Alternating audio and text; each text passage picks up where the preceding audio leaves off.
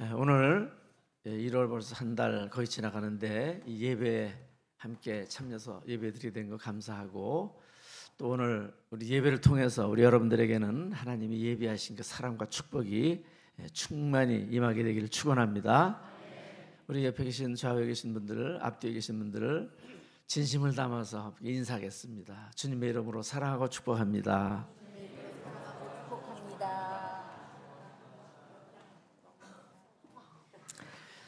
우리 사람이 이 세상 살아가는 동안에 가장 보람 있고 행복한 삶이 무엇일까 생각을 해봅니다. 그것은 바로 나를 만드신 하나님, 그분께 쓰임받는 그런 삶입니다. 세상에서 한 회사의 사장님이나 회장님한테 발탁돼서 쓰임을 받는다고 해도 그건 굉장히 영광스러운 그런 일입니다. 그런데 하물며 만물의 창조주이신 또 주인 되시는 그 하나님께 우리가 쓰임 받는다고 한다면 그게 얼마나 큰 영광이고 또 얼마나 복된 일이겠습니까? 여기에는 나이가 어리거나 많거나 상관없이, 능력이 많거나 작거나 상관없이, 또 우리가 볼 때에는 작아 보이는 일이라고 할지라도 어떤 일이든지 그것이 하나님께 붙잡힌 바 된 그런 삶이고 하나님께 쓰임 받는 그런 삶이라면 그게 가장 중요한 것입니다. 우리 여러분이 이 세상에 이제 사는 동안, 앞으로의 그 생애 동안에 얼마가 될지 모르지만 주님 손에 붙잡혀서 쓰임 받다가 하나님께 갈 수 있는 영광된 존재들이 다 되시기를 주의 이름으로 축원합니다. 우리 성경에 보면 수많은 남녀노소가 하나님께 부름을 받았습니다. 오늘 본문에 나오는 이 모세도 보면 가장 좋지 않은 때에 태어난 사람입니다. 시대를 잘못 타고 태어났죠. 그가 태어났을 땐 남자아이들은 다 죽이던 시대입니다. 그 인구 정책 때문에 애굽에서. 그래서 모세도 죽어야 될 운명인데 태어났을 때 부모님이 보니까 부모님이 신앙이 있었죠. 너무 잘생긴 거예요. 그래서 이 모세를 숨겨서 키웁니다. 석 달이 지나니까 울음소리가 커져요. 이제 발각이 되면 그 애도 죽고 부모님도 죽어야 되고 처벌을 받아야 됩니다. 할 수 없이 갈대상자에 그 어린 아기를 놓고, 그리고는 기도하면서 나일강에 떠내보내죠. 그 마침 그 타임에 하나님은 바로의 그 공주를 예비시키십니다. 그래서 시녀들하고 목욕을 하러 나왔다가 웬 광주리가 오는 걸 보고 또 아기 울음소리가 들리니까 시녀들을 시켜서 가지고 오라고 했어요. 열어보니까 그 속에 시부리 갓난아기가 있는데 얼마나 잘생겼는지, 성경에 잘생겼다고 되어 있습니다. 이 모세가 얼마나 잘생겼는지, 귀엽고, 그리고 또 아주 사랑하는 그런 마음이 생겼어요. 하나님 그런 마음도 주셨겠죠. 그래서 그 아기를 안고 있는데 이 공주는 아기를 키울 수도 없고, 그때 망을 보던 이 누나 미리암이 쫓아가서 얘기했죠. 제가 유모 소개해 드릴까요? 그러니까 그리라고 그랬더니 그 친엄마를 소개해 준 거예요. 요게벳을. 그래서 그 엄마는 모세를 위험 없이, 죽음의 그런 위험 없이 또 양육비 받아가면서, 그래서 잘 이렇게 키울 수가 있었습니다. 이 하나님께서는 광야에서 40년을 왕궁에서 지내던 이 모세가 모세의 왕궁에서 있을 때 참 좋았어요. 바로가 자식이 없었습니다, 아들이. 그래서 잘만 하면 모세가 파라오죠. 바로가 될 수도 있는 그런 환경에서 자라는데, 어려서 이 부모님이, 엄마가 신앙을 심어준 거예요. 민족 정신을 심어줬습니다. 그래서 하루는 나가서 애굽 사람이 자기 동족을 괴롭히는 그런 모습을 보고 한 대를 쳤는데 주먹이 셌나 봐요. 너무 그 애굽 사람이 죽은 겁니다. 큰일 나다 싶어가지고 빨리 아무도 보지 않게 딱 묻어 놓고 들어갔는데, 이튿날 또 나가보니까 동족끼리 싸워요. 왜 동족끼리 싸우냐고 사이좋게 지내라고 이제 그 충고를 해줬더니 한 사람이 대들었습니다. 누가 당신을 우리의 재판관으로 세웠습니까? 어제는 애굽 사람을 죽이더니 오늘은 우리를 죽이려고 합니까? 모세는 아무도 모르는 줄 알았는데 탄로난 거예요. 살인하고 이제 시체를 은닉한 거지, 탄로난 겁니다. 그래서 이제 광야로 도망가 버렸어요. 뭐 정적들이 얼마나 많이 있었습니까? 뭐 지금이나 옛날이나 뭐 조그만 흠이라도 보이면은 그냥 달겨드는 그런 상황이니까. 그래서 도망가서 명성도 없고 이름도 없고 그냥 40년 동안 묻혀서 그냥 완전히 썩어서 이렇게 지내는데, 80이 되면 이제 인생을 거의 마무리하고 이제 죽을 날이 얼마 남지 않은 뭐 그런 때 아니겠습니까? 그 당시에 모세가 그 인생이 70이고 강건하면 80이라고 얘기를 했으니까, 근데 그 80세에 하나님이 모세를 부르신 거예요. 모세를. 그 모세는 그러겠죠. 부르시려면 진작 부르시지. 내가 힘도 있고 의욕도 넘치고 좀 그럴 때 좀 불러주시지 왜 이제 부르십니까? 그렇게 얘기할 수 있겠죠. 그러나 그것은 사람의 생각이고 하나님은 그렇지 않으셨어요. 그래서 하나님은 그 모세를 80세에 부르셔서 장수했습니다. 120살까지 살게 하시고 하나님께 쓰임 받다가 그 이스라엘 민족을 인도해내는 그런 일을 감당하다가 이제 하나님께 부름 받아서 가게 그렇게 하셨습니다. 우리는 나이나 또 환경이나 개개인의 어떤 능력 차이나 그런 것에 상관없이 우리는 하나님께 쓰임 받아야 되는 그런 인생입니다. 그렇게 만들어 놓으셨어요. 그리고 하나님이 그걸 원하십니다. 우리가 하나님께 쓰임 받기를. 그리고 지금도 쓰기를 원하세요. 젊은 사람이든 나이가 든 사람이든 노인이든 다 쓰기를 원하십니다. 오늘 다시 한번 우리 말씀을 생각하면서 우리의 삶이 앞으로 얼마나 남았든지 우리 주님께 쓰임 받다가 하나님께 갈 수 있는 저와 여러분 되기를 주의 이름으로 축원합니다. 오늘 이 본문에서 하나님께 쓰임 받는 요건이 있는데 세 가지 요건이 있습니다. 세 가지 요건, 세 가지 요소가 뭘까를 생각하면서 은혜를 나누고자 합니다. 첫 번째는 하나님은 철저하게 훈련받은 사람을 쓰신다고 하는 것입니다. 철저하게 뭘 받은 사람이요? 훈련받은 사람. 또 다른 말로 얘기를 한다면 연단을 받은 사람, 자아가 깨어진 사람. 오늘 광야 찬양도 그런 내용이 들어있는데 그런 사람을 하나님이 쓰신다고 하는 겁니다. 하나님은 모세를 그냥 쓰시지를 않으셨습니다. 애굽에서 그 당시에 세계 최고의 강대국입니다. 또 왕궁에서 최고의 학문과 무예를 갈고 닦은 그런 사람이 모세입니다. 세상 사람이 볼 때는 아주 문무를 겸비한 그런 완벽한 인재가 모세죠. 그런데 하나님은 이 애굽의 실력을 갖춘 모세를 쓰시지 않으셨어요. 아니, 쓰실 수가 없었습니다. 그래서 하나님은 이 모세를 광야로 몰아넣으시고 40년 동안 훈련시키신 다음에 연단시키신 다음에 그의 못난 부분은 좀 깎아내고 다듬고 이렇게 하신 다음에 40년이 지난 뒤에 그를 쓰셨습니다. 우리가 모세 잘 알죠. 모세의 일생을 세 단계로 그래서 나누고는 합니다. 1단계는 애굽의 왕궁에서 40년입니다. 왕자로서 또 훈련받으면서 모든 걸 다 누리면서 아주 자신이 충만하고 자신감이 충만하고 뭐든지 할 수 있다고 믿어뒀던 그런 시기, 여기 혈기왕성한 그런 시기가 첫 번째 단계라면, 두 번째는 광야에서 40년은 완전히 초에 묻힌 그런 삶입니다. 그때는 뭐 자기 이름도 없어지고 명성도 없어지고 학문도 소용도 없고 뭐 무예도 쓸 데도 없고 그냥 그 양이나 치는 목자로 또 그렇게 살다가 나는 이제 갈 것이다 그렇게 생각했을 것 같아요. 그런 두 번째 단계, 그것이 40년인데 마지막 한 단계가 있습니다. 그건 사명의 40년입니다. 우리 하나님께 쓰임받은 40년, 하나님이 함께 하시면 능치 못함이 없다는 걸 믿고 그 이스라엘 백성들을 이끌어서 그래서 가나안까지 뭐 입구까지죠. 입구까지 인도해내는 그런 일을 감당했던 그런 시기, 이것이 세 번째 시기입니다. 뭐 누구나 다 그렇겠지만 모세도 하나님이 80세에 부르실 때 동의할 수 없었을 것 같아요.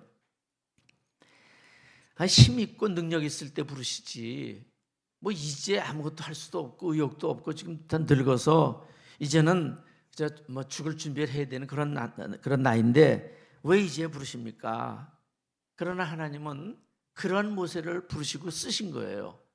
그 이전의 모습, 세상적으로는 능력 있고 또 지식도 있고 모든 걸 다 갖춘 그런 그 모세를 하나님은 쓰실 수가 없었습니다. 모세의 자아가 깨어지기까지 연단시키신 분이 하나님이세요. 기다리신 분이 하나님이십니다.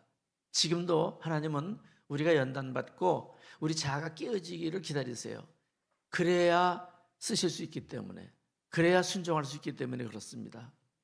우리 사람은 성경에 보면 영과 혼과 몸으로 이루어져 있어요. 그래서 뭐 우린 육신이 다 있죠.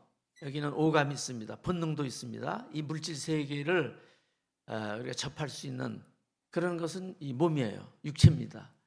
근데 우리에게는 또 정신이 있어요. 혼이 있습니다. 그 지정의로 얘기를 하죠.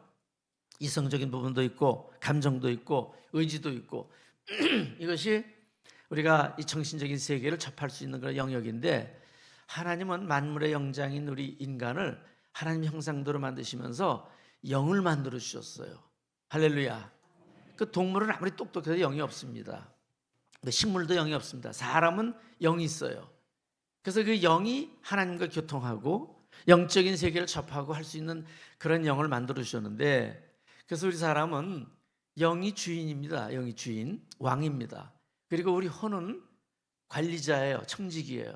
그리고 육은 종이에요. 그대로 따라가게 그렇게 돼 있어요. 근데 그 영이 타락을 하고 이 영이 기능을 잃어버리니까 이젠 누가 대신 나서서 왕노릇하냐면 우리의 혼이 왕노릇하는 겁니다. 우리의 육이 왕노릇하는 거예요. 그래서 욕심대로 살고 본능대로 막 살려고 하고 자기 옳다고 하는 자기 주장대로 살려고 하고, 그것이 우리 인간들입니다. 그래서 이 혼적인 인간을, 이 혼적인 것을 우리가 자라고 불러요. 우리 옛자죠. 하나님 앞에서 깨어지기 이전에 우리 하나님 앞에 순종할 수 없는 상태, 그것이 바로 이 혼적인 자아예요. 하나님은 쓰실 수가 없습니다. 왜냐하면 이 혼적인 신앙이라고 하는 것은 하나님께 순종하지 않습니다. 순종하지 못하게 돼 있어요. 우리 혼적인 신앙이라고 하는 것은. 그래서 우리가 신앙생활을 한다고 할지라도 혼적인 신앙에만 머물러 있으면 하나님 말씀이 아무리 좋아요. 그래도 어떤 때는 아멘 할 수 있죠. 죄송합니다. 내 마음에 맞아야 아멘 하는 거예요. 내 마음에 맞아야. 그리고 내 마음에 들어야 내가 순종하는 거지, 내 마음에 안 들면 노멘 그래요. 내 마음에 안 드니까. 여러분 설교 들으실 때도 그러실 거예요. 아, 이 말씀 참 은혜스럽다. 아멘. 근데 어떤 때는 노멘이야. 이게 도대체 마음에 안 들어요. 그게 누구 마음에 안 드는 걸까요? 하나님은 잘 모르죠. 우리가 내 마음에 안 들기 때문에 우리들이 거부하는 겁니다. 그게 혼적인 신앙이라고 그래요. 그래서 혼적인 신앙은 모습은 신앙인 같지만 사실은 자기 생각을 믿는 겁니다. 자기 생각을 따르는 것이지 하나님의 뜻에 순종하는 게 아니에요. 내 자아가 살아있기 때문에 하나님의 뜻과 충돌이 일어나면 내가 이겨요. 내가 왕이니까. 하나님이 왕이시지 않으니까 내 뜻대로 살아가는 거죠. 그래서 하나님은 어떤 방법을 쓰시냐면 이 훈련이라는, 연단이라고 하는 도구를 써서 우리 옛자가 철저히 깨지게 하시고, 그래야 하나님께 순종하니까 순종하는 자, 영적인 그런 자로 우리를 만들어 가시는 겁니다. 하나님은 이런 훈련, 연단을 시키시기 위해서 쓰시는 도구들이 있는데 뭐 여러 가지가 있겠지만 이제 첫 번째가 물질입니다.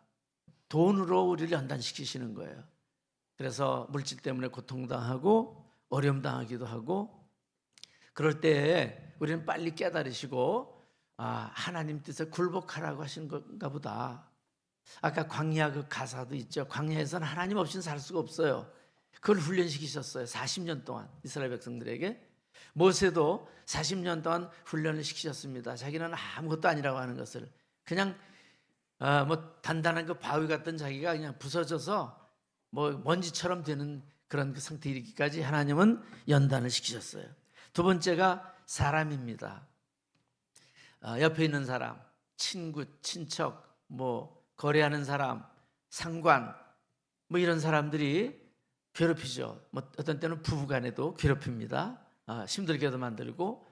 그래서 지금도 여러분들에게 괴롭히는 사람이 있을지 몰라요. 얼마나 괴롭습니까? 물론 빨리 도망가면 돼요. 그런 사람. 근데 그런 사람 도망갈 수 없는 사람도 많이 있잖아요. 같이 부대끼고 생각을 바꾸시면 됩니다. 하나님이 붙여주신 코치구나 생각을 하셔야 돼요. 나를 연단시키시려고, 훈련시키시려고 이 사람을 붙여주셨구나. 참 고생 많이 하신다 생각을 해야죠. 나를 깎느라 얼마나 악역도 많이 해야 되고 고생합니까? 그 불쌍히 여겨주셔야 돼요. 그리고 하나님 앞에서 나의 못난 부분이 있구나. 이 부딪힌다고 하는 건 나도 똑같은 생각 갖고 있는 거거든요. 나도 똑같기 때문에 부딪히고 문제가 일어나는 것이기 때문에 우리를 괴롭히는 사람이 있을 때는 우리 생각을 바꾸셔야 됩니다. 그리고 오히려 하나님 앞에서 감사하시고 이 연단을 빨리 지나갈 수 있도록 내가 내 자아가 깨져서 합격할 수 있도록 해주세요. 기도의 제목을 바꾸시기를 바랍니다. 또 그 다음에 환경이나 이런 건강으로도 우리를 연단시키실 때가 있습니다. 우리 뭐 건강 치시면 우리가 할 수 있는 게 없잖아요. 없습니다. 또 환경도 그래요. 이 광야라는 곳으로 몰아넣으시면 농사도 못 짓고 거기는 어떻게 할 수 있는 방법이 없어요. 하나님을 의지해야 되는 그걸 훈련시키는 그런 그 과정인데 우리는 환경을 통해서도 그런 과정으로 이끄실 때가 많이 있습니다. 어려움 당할 때 왜 나만 이렇게 힘들게 하십니까? 하나님 앞에 원망하고 기도하지 마시고 물론 벗어달라고 우리가 이제 기도하지만 더 한 단계 나가셔서 하나님 내가 이 시험에서 이길 수 있는 힘을 주세요. 이길 수 있도록 내 자아가 깨어질 수 있도록 도와주세요. 우리들이 이런 연단을 통해서 내가 하나님이 원하시는 바라시는 모습으로 바뀌어져 간다는 걸 기억을 하시고 우리 하나님 앞에 쓰임받는 자 되기를 축원합니다. 모세만 그랬던 건 아니에요. 성경에 나오는 사람들 보면 다 연단 받습니다. 요셉도 보면 아버지의 사랑을 받던 그런 11번째 아들이었잖아요. 근데 형들한테 고자질을 잘했어요. 형들의 잘못을 아버지한테 고자질을 잘했어요. 형들은 미워합니다. 한 번은 형들이 양을 치러 가는데 아버지 심부름으로 형들을 보러 갔다가 죽이려고 하잖아요. 형들이. 그래도 또 형들 가운데 동생인데 어떻게 죽이느냐, 이복 동생이긴 하지만 그래서 구덩이에 던져놓는데 지나가는 대상이 있으니까 종으로 은 20 받고 팔아버렸어요. 예수님은 30 받으셨는데 이 요셉은 조금 싸게 팔렸어요. 근데 비슷합니다. 그 생애가. 팔려가서 종이 됐잖아요. 노예가 됐잖아요. 보디발 장군의 집에서. 그래도 인정받았어요. 하나님이 함께 하셨다고 되어 있습니다. 가정 총무가 됐어요. 그래서 좀 살만하니까 그 보디발 장군의 아내가 유혹을 하는 거예요. 뭐 역사적으로 보면 이 노예 종들은 그냥 밥이에요. 주인의 밥, 놀이개입니다. 근데 요셉은 어떻게 했어요? 거절을 했잖아요. 왜? 자기는 신앙이 있으니까. 그리고 신의를 지켜야 되니까. 거절했더니 그 보디발 장군의 아내가 앙심을 품고 죄를 다 뒤집어 씌워버렸어요. 요셉에게. 그래서 요셉은 신앙을 지키려고 자기는 했는데 자기 신의를 지키려고 바르게 살려고 했는데 결과는 뭐예요? 감옥에 들어간 거예요. 아무 죄 없이. 그래서 감옥 생활을 합니다. 이 종 노릇보다 더 심한, 더 어려운 생활을 하게 되는 거죠. 그러나 그곳에서도 성실하게 신앙생활을 하면서 믿음으로 살았어요. 요셉이. 그러다가 드디어 이제 꿈 해몽하는 사건을 통해서 그가 나오게 되고 그리고 총리 대신이 됩니다. 바로 다음가는 바로가 높은 건 뭐 자리만 높은 거고 권세는 다 이제 요셉이 주게 되는 거죠. 그래서 애굽을 살리고 또 그 부모 형제도 다 살리고 그랬어요. 그리고 이스라엘 그 백성이 그 야곱의 식구가 70명이 애굽으로 갔다가 이제 400년, 430년 만에 나오게 될 때 60만이 돼서 나오잖아요. 그런 하나님의 역사에 쓰임을 받는 그런 사람이 됐어요. 시편에 보면 시편 105편 18절 19절에 보면 거기에 기록을 이렇게 했습니다. 같이 한번 읽으실까요? 그의 발은 착고를 차고 그의 몸은 쇠사슬에 매였으니 곧 여호와의 말씀이 응할 때까지라. 그의 말씀이 그를 단련하였도다. 아멘. 말씀이 응할 때까지 그 기간 동안 이 요셉은 감옥에 있어야 됐습니다. 그리고 하나님의 오케이 사인이 떨어지니까 그제서야 이제 나온 거예요.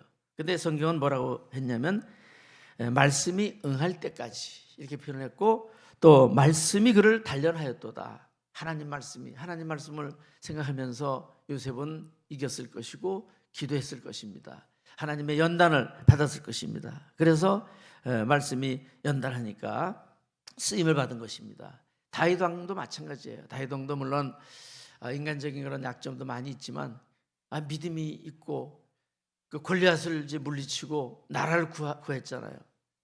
그런데 그 여자들이 노래 잘못하는 바람에 사울 왕이 죽인 자는 천천이고 다윗이 죽인 자는 만만이라고 막 노래를 하니까 이 사울이 악령에 사로잡힌 거예요. 질투의 화신이 됩니다. 그래서 그때부터는 다윗을 죽이려고 군대를 풀고 을 쫓아다녀요. 이 다윗이 얼마나 힘들었는지 모릅니다. 그냥 목숨이 그냥 막 간당간당한 그런 그 위기 상황을 여러 번 보내죠. 아둘람 굴에서 또 400명과 나중에 600명이 되는데 그 뭐 빚진 자, 원통한 자, 뭐 상처가 많은 그런 사람들 이제 몰려들어서 그 사람들을 또 데리고 살아요. 얼마나 힘들었을까? 요즘 말로 안 봐도 비디오예요. 그런 사람들이 모였으니 얼마나 상처 주고 얼마나 힘들었겠습니까? 이 사울이 10년 동안을 그렇게 고생을 했는데, 여러분 지금도 다윗 왕 시절을 그리워하고 있어요. 다윗 별이라고 해서 그 삼각형 2개 있는 그 별이 지금도 이스라엘 국기입니다. 그리고 시편에도 보면은 많은 부분이 다윗 왕이 지은 그런 시들이에요. 찬양이에요. 물론 인간적인 약점도 있고 죄를 짓기도 한 적도 있고 하지만 이 다윗은 훌륭한 왕으로 쓰임 받고 예수님이 그 다윗 왕의 후손 중에서, 육신의 후손 중에서 태어나게 되는 그런 놀라운 일을 감당을 했는데, 이것도 역시 다 다윗이 잘났기 때문이 아니라 뭐 능력이 많았기 때문이 아니라 하나님께 쓰임 받았기 때문에 그렇게 된 줄로 믿습니다. 하나님 앞에 연단 받으니까 그렇게 쓰임 받은 거예요.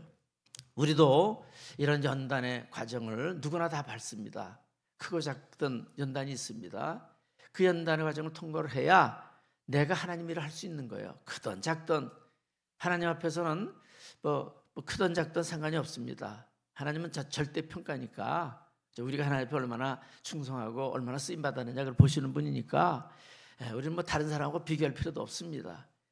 지금 여러분들이 연단 가운데 있으시다면 믿음으로 받아들이시기 바랍니다. 아직도 나에게 깎여져야 될 부분이 남았고 나에게 아직도 연단받아야 될 그런 부분들이 남았기 때문에 이렇게 물질을 통해서라든지 사람을 통해서라든지 환경을 통해서라든지 이런 어려움을 주시는구나, 그렇게 받아들이시면 그럼 더 이상 그것 때문에 불평하거나 원망하거나 그렇게 하지 않습니다. 받아들일 수가 있고 이길 수가 있는 것입니다.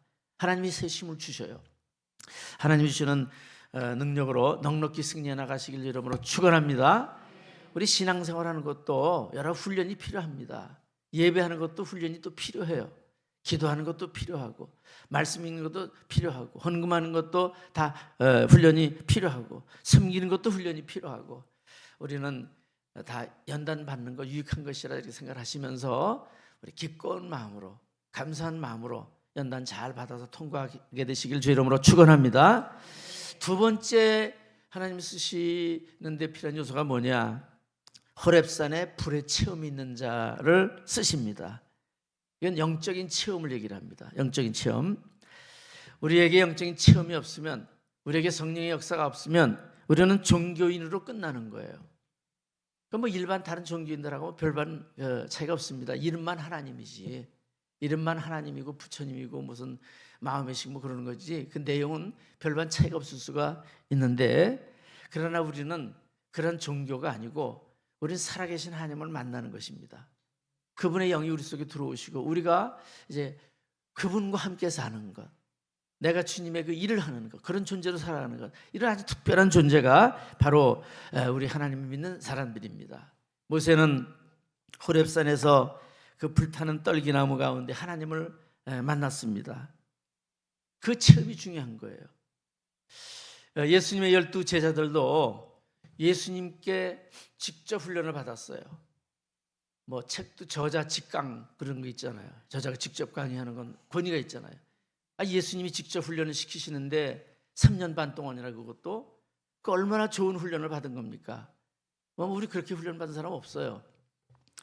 그런데 막상 예수님 십자가에 달리시게 되니까 다 도망가 버렸습니다. 그리고 그 베드로도 3번이나 모른다고 부인하고 나중에 또 저주까지 했어요. 그런 세상적으로 보면 좀 의리도 없고 이거 형편도 없고 도대체 무슨 훈련을 받았나 할 정도로 3년 반 동안이나 그렇게 훈련을 받았는데 그거로 다 되지 않았다는 거예요. 예수님이 부활하신 다음에 40일 동안 또 계시면서 부활에 대해 증거해 주시고 하나님의 나라 일에 대한 것을 또 계속해서 과요로 가르쳐 주셨어요.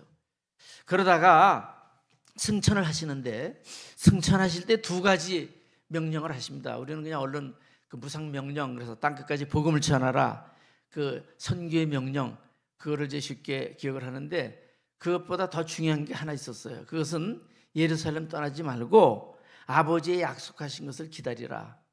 그리하면 너희가 몇 날이 못되어 성령을 선물로 받으리라. 그 말씀이에요. 그래서 오직 성령이 너에게 임하시면 내가 권능을 받고, 다 같이 권능을 받고, 성령이 임하시면 권능 받는다는 거예요. 그래서 그 말씀에 순종해서 120명이 모여서 열심히 기도했죠.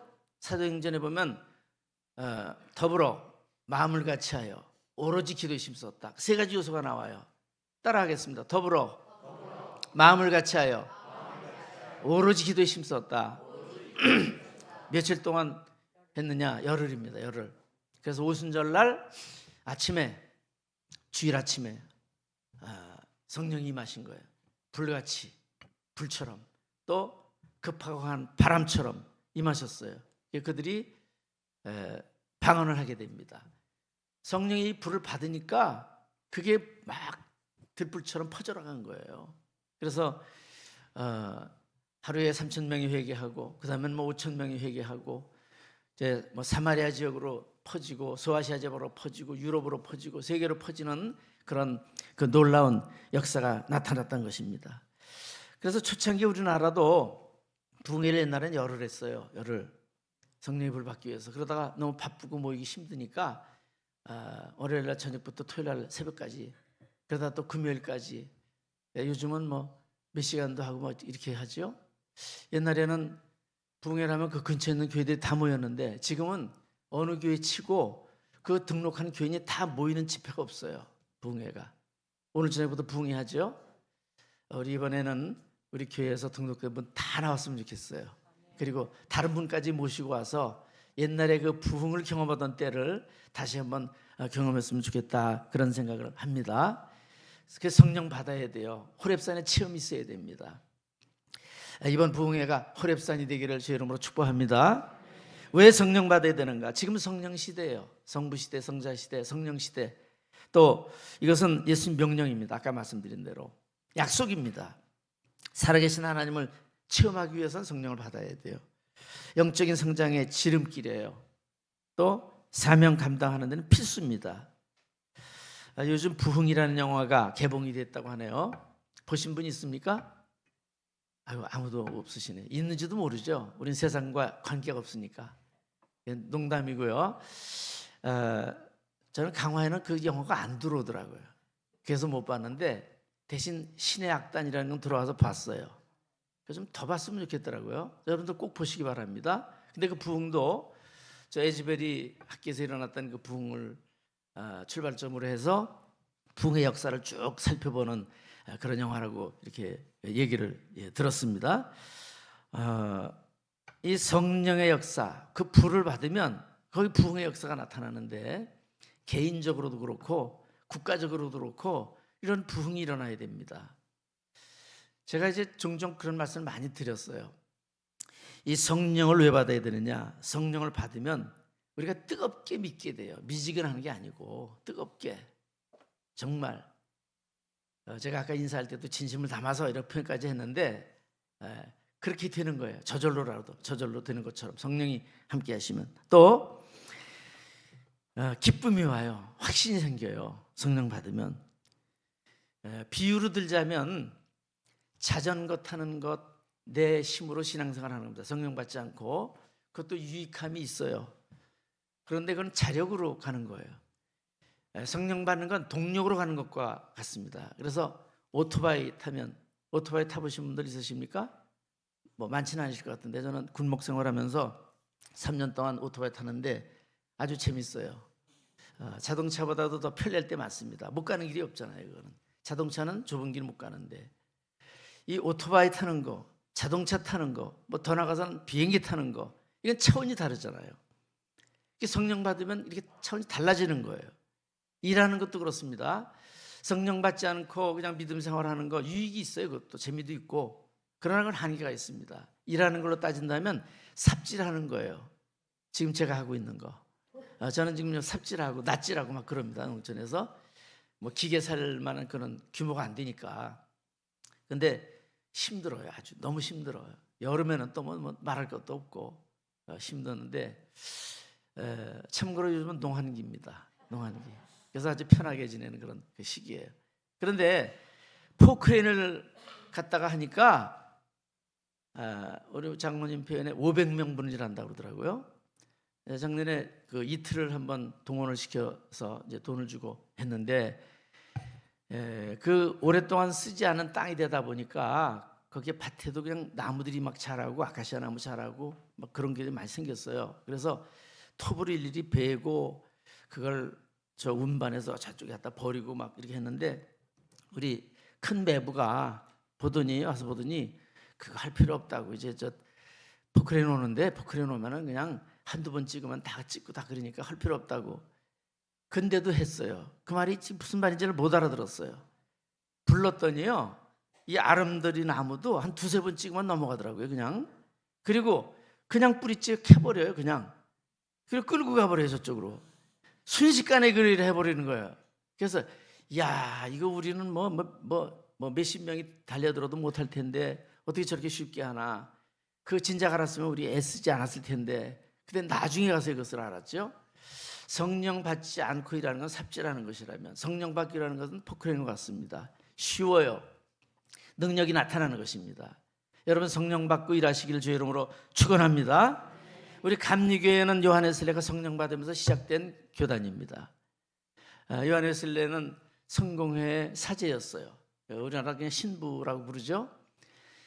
열심히 있었습니다. 그래서 젊어서도 그 신성 구락부 홀리 클럽을 만들고 또 미국의 미대륙의 조지아주에 선교사로도 갔어요. 가는데 가다가 아주 충격적인 체험을 합니다. 풍랑이 일어나는데요. 그때의 웨슬레의 신앙 미천이 드러난 거예요. 너무 두려운 거예요. 죽음의 공포. 근데 한 곳에서 찬송 소리가 들려서 보니까 그 몇십 명이 앉아서 찬송을 하는데 두려움이 전혀 없더라는 거죠. 그리고 그렇게 평안하게 찬송을 부르니까 나중에 물어봤어요. 두렵지 않습니까? 그랬더니 그분들이 그러더래요. 그분들 모라비안이라는 그런 교단에 속했던 사람들인데 뭐가 두렵습니까? 우리는 주님과 함께 있는데 죽으면 천국 가고 살면 미국 가는데 뭐가 두렵습니까? 이렇게 얘기를 하더라는 거예요. 요한웨슬레가 충격을 받습니다. 그리고 선교도 실패를 하고 돌아와요. 돌아와서 그 모라비안 그 집회에 참석을 하게 되는데 어느 수요일 날 갔다가 그곳에서 마음이 뜨거워지는 체험을 하잖아요. 그리고 그 해에 12월 31일에 송구영신 예배를 드리는데 철야로 드렸어요. 그래서 그날 그 새벽에 그 불이 임하고 막 사람들이 막 꼬꾸라지고 회개하고 막 이런 역사가 막 일어나거든요. 거기에서 불을 받은 거예요. 그리고 나가서 설교를 하기 시작을 하니까 광부들이 막 회개를 하는데 그 까만 얼굴에 석탄 이게 뒤집어 쓴 거 얼굴에 이 고속도로 뚫리는 것처럼 다들 이렇게 하얀 줄이 생겼대요. 눈물 흘려가지고 이렇게 생겼대요. 예? 그 불이 영국을 구한 겁니다. 피해 혁명으로부터. 프랑스는 피해 혁명이 일어나는데 영국은 그런 피혁명이 없었어요. 성령의 혁명이 있었습니다. 그 부흥이라고 하는 것이 미국에도 보면 조나단 에드워드라고 하는 분이 이제 부흥 운동을 이제 일으켰고요. 또 19세기에는 2차 대각성 운동이라는 게 일어났는데 동부에는 대학들 뭐 예일대니 무슨 프린스턴이니 뭐 이런 대학들 있잖아요. 지금은 완전히 무신론의 본거지처럼 되어 있는데 그때는 그 학교를 중심으로 해서 부흥운동이 일어났었어요. 그리고 3차 대각성 운동이 또 무디를 중심으로 일어나는데 이 무디는 뭐 구두 수선하던 사람입니다. 무식하고 학벌도 없고 목사 안수도 안 받았어요. 사실은 모르는 분이 그냥 목사님이라고 그러는데 목사님이 아니에요 사실은. 그런데 그분이 주일학교에서부터 시작하면서 그 은혜 받고 불을 받고 이렇게 하다 보니까 수십 명, 수만 명, 수백만 명을 구원하는 역사를 일으킨 거예요.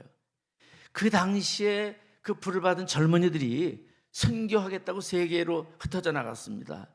그래서 이 조선 땅에도 그런 사람들이 무수히 온 거예요. 그 사람들이 와서 선교하는 겁니다. 우리나라를 개화시키고 뭐 아펜젤러 언더도 다 그때 온 사람들이에요. 뭐 대략 한 1,500명이 왔다고 합니다. 우리나라에. 그게 얼마나 고마운 일이에요. 근데 그것이 그냥 되어진 일이 아니고 그들이 성령 받으니까 불을 받으니까 그렇게 된 거예요. 우리나라가 기독교가 이제 폭발적으로 성장한 것도 비슷합니다. 이 일부 때 이 얘기를 들었기 때문에 20세기에 웨일즈 부흥운동이 영국에서 일어났는데 그것도 이반 로버츠라고 하는 한 젊은이를 기발점으로 일어납니다. 10년 동안 부흥을 해서 기도했대요. 그러다가 드디어 어느 수요일 날 설교를 할 기회를 얻게 됐는데 수요일 날 참석한 사람이 17명이었습니다. 17명. 수요 예배에 참석을 잘 하셔야 될 것 같아요. 수요 예배.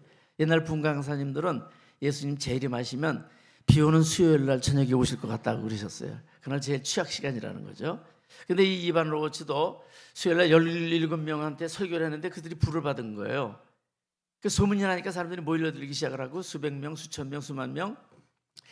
그러면서 이 부흥운동이 일어났는데 재밌는 일화는 그 말을 다루던 이 마부들 있잖아요. 그런 사람들이 뭐 운반을 하고 뭐 석탄도 운반하고 하면서 그 우리나라 같으면 뭐 이리야 뭐 낄낄 뭐 이렇게 하잖아요. 말한테. 근데 그 사람들이 쌍욕을 하면서 말을 다뤘대네요. 그러다 은혜 받고 보니까 변화받은 거예요. 욕이 없어졌어요. 그들한테. 그래가지고 말한테 욕을 다 빼고서는 앞으로 가 못 알아먹는 거예요. 말들이. 그래서 말들이 다 멈춰 서 있었대요. 한때는 못 알아들어가지고. 그런 그 재미있는 일화도 있습니다. 이런 그 불이 우리나라에도 대형 집회를 통해서 일어났는데 1903년 원산 부흥운동이라는 게 있었습니다. 1907년에 평양 대부흥운동이라는 게 있었습니다.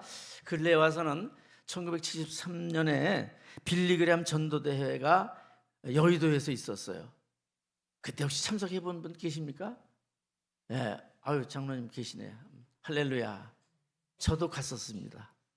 그러니까 다 그 뒤에 믿으신 분들인데 그때 빌리그램 전도 집회를 하면서 뭐 수십만 명씩 이렇게 모이고 마지막 날에는 110만 명이 모이고 성가대도 연합성가대 뭐 6천 명 성가대를 하고 그런 집회를 했는데 제가 마포대교를 이렇게 건너갔거든요. 걸어서 이제 건너가는데 그 수많은 인파라고 그러죠. 파도처럼 사람들이 막 한 방향으로 해서 가는데 참 감격적이에요.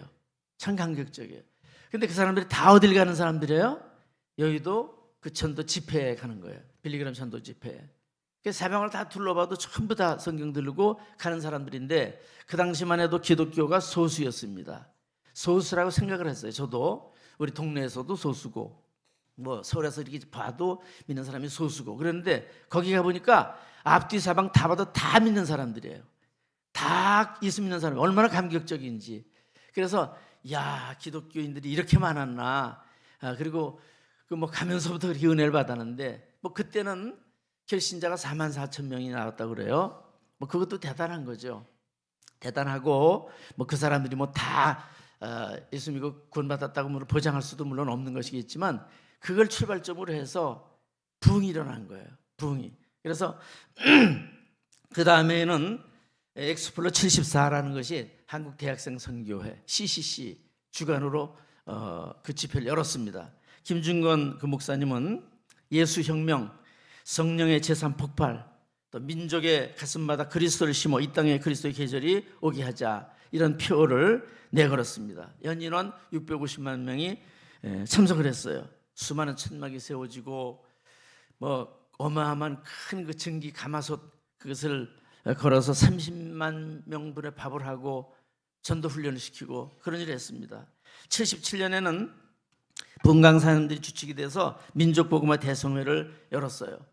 거기도 그 연인원 650만 명이 모이고 뭐 철야 기도를 하고 이렇게 하면서 그 부흥에 불이 붙으니까 그때의 우리 대한민국의 기독교인이 1200만 명이 된 거예요. 25%.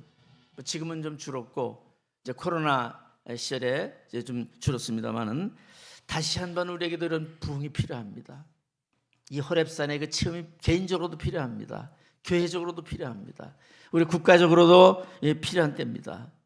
우리 이번에 부흥회도 여러분들의 호렙산이 되기를 축원합니다. 우리 하나님을 체험하고 다시 우리의 가슴이 뜨거워지고 다시 불을 받으면 부흥의 역사가 일어나는 거예요. 하나님께 쓰임 받는 것입니다. 마지막으로 세 번째 요소는 비전 받은 자를 쓰신다는 겁니다. 모세는 아무 비전도 없었는데 호렙산 체험을 통해서 하나님을 만나고 하나님 부름을 받습니다. 그래서 신을 벗고 그리고 이스라엘 민족을 인도해내는 그러한 그 큰 일을 감당을 합니다. 이 비전이라고 하는 건 본다는 말에서부터 온 것인데 꿈과 환상 등으로도 해석이 됩니다. 그래서 성령 받으면 비전이 생기는 거예요. 사도행전 2장 17절에 보면 요엘서를 인용하는 그런 말씀인데 같이 읽겠습니다. 하나님이 말씀하시기를 말세 내가 내 영을 모든 육체에 부어주리니 너의 자녀들은 예언할 것이요 너의 젊은이들은 환상을 보고 너의 늙은이들은 꿈을 꾸리라. 아멘. 자녀들은 예언을 하고 젊은이들은 환상을 보고, 여기 늙은이들은, 늙은이 그러면 좀 이렇게 비하하는 표현 같아요. 노인이라고 바꾸죠. 앞으로 번역하면 바꾸겠지만 우리 노인들은 꿈을 꾸리라. 이게 다 같은 말이에요. 다 비전이 생긴다는 거예요. 비전이 생긴다는 거예요. 어린애이든 청년이든 노인이든 다 비전이 생긴다는 것입니다. 모세도 이제 80세에는 무슨 비전이 있겠습니까? 이제 죽을 날 이제 준비해야 되는 그런 그 나이인데 아무런 비전도 없고, 그러나 하나님을 만나니까 비전이 생겨서 쓰임 받다가 하나님께 간 것입니다. 우리도 다 비전 받으셔야 돼요. 성령 받고 그래야 뭐 일이 크건 작건 뭐 우리가 꼭 이 교회 안에서 일을 한다고 해서 하나님 일이 아닙니다. 교회 밖에 일은 뭐 세상 일이고 하나님과 상관없고 그런 일이 아닙니다. 어느 곳에 있든 주님과 함께하면 주님의 일이 되는 줄로 믿습니다. 어느 그 목사님이 그런 간증을 하는 것을 이제 읽은 적이 있습니다. 목회를 하는데 힘이 들어요. 목회가 뭐 다 힘들죠. 그래서 하나님 앞에 기도를 했대요.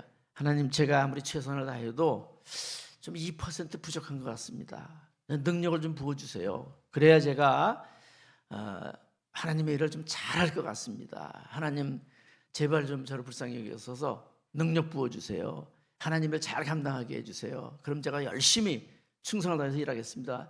그렇게 계속 기도 제목을 하고 기도를 하는데 응답이 왔대요. 근데 그 응답이 뜻밖의 충격적인 응답입니다. 하나님 뭐라고 하셨냐면, 난 한 번도 너를 써본 적이 없다 그러시더래요. 제가 주님의 일을 했는데 그거는 내 꿈과 내 야망으로 한 거지 내가 내 뜻을 따라서 한 것은 아니다. 내 일을 한 거다 그러시더라는 거예요. 비록 목회를 했지만 그건 하나님의 일이 아니고 자기 일이었다는 거죠. 여러분, 교회 안에 일뿐만 아니라 여러분이 뭐 회사에서 일을 하시든 뭐 사회에서 일을 하시든 교회도 마찬가지입니다. 무슨 이 목회하는 것만 하나님 일이 아니에요. 봉사하는 분야 많잖아요. 예? 우리가 어느 분야에서 봉사를 하든 그것이 다 주님과 함께하면 주님의 일이 되는 것이고, 우리 하나님의 나라는 상대평가가 아닙니다. 절대평가입니다. 여러분들이 맡은 바 일을 어떻게 했느냐에 따라서 잘했다, 충성된 종아 축복하시고 칭찬해 주시고 상급 주시는 분이에요. 우리 하나님 앞에 어느 분야든지 그것이 주님의 일이 되고 주님께 쓰임받는 우리 성도 여러분 되셔서 우리 하나님 앞에 상 받는 자 되시기를 주 이름으로 축원합니다. 마태복음 7장 21절에 보면 이런 말씀이 있어요.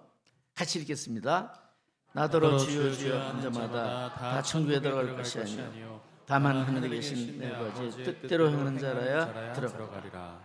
그날에 그 다음 22절 23절까지요. 그날에 많은 사람이 나더러 이르되 주여 주여 우리가 주의 이름으로 선지자 노릇하며 주의 이름으로 귀신을 쫓아내며 주의 이름으로 많은 권능을 행하지 아니하니까 하리니 그때 내가 그들에게 밝히 말하되 내가 너희를 도무지 알지 못하니 불법을 행하는 자들아 내게서 떠나가라 하리라. 아멘. 여기 보면 참 두려운 말씀이죠. 많은 사람들이 다 하나님의 일을 했다고 그러고 그런데 천국에 못 들어간다는 거예요. 주여 주 부르기도 했고 아버지의 뜻대로 행해야 된다. 아버지의 뜻대로 행하지 않았다는 얘기죠. 그리고 뒤에 보니까 불법을 행하는 자들아 내게서 떠나가라. 그들은 불법을 행하는 자들이었다는 것입니다. 주의를 한다고 했는데 주여 주여 불렀는데 이게 얼마나 충격적인 이야기입니까? 오늘도 우리 하나님은 아버지의 뜻대로 행하는 자를 부르십니다. 내 뜻이 아니라 불법을 행하지 않는 자들을 찾으십니다. 광야의 연단을 통해서 자가 깨어진 사람, 또 호렙산에 그 불의 체험이 있는 사람, 성령 받은 사람, 하나님 주시는 비전을 갖고 살아가는 사람, 하나님은 그런 사람을 찾으시는 것입니다. 쓰시는 것입니다. 우리는 이 세상에 태어나서 하나님께 부름받아 하나님께 쓰임받다가 가야 될 인생들이에요. 이게 창조의 목적입니다. 우리 한 분도 빠짐없이 우리 하나님께 붙들림 받아서 하나님께 쓰임받다가 하나님께 가는 우리 성도 여러분 다 되시기를 주의 이름으로 축원합니다. 우리 같이 찬양 함께 부르고 기도할 텐데 주님 내 옛자가 깨지게 해주옵소서.